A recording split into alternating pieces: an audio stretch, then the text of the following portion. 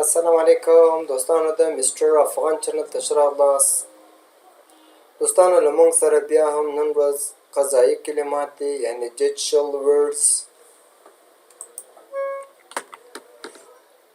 کمرشل لا، کمرشل لا د سوداګرۍ قانون، کمرشل لا د سوداګرۍ قانون. کورټ آرډر د محکمې حکم، کورټ آرډر د محکمې حکم.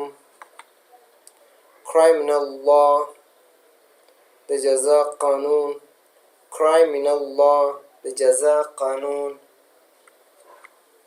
های کورټ ستره محکمه، های کورټ ستره محکمه.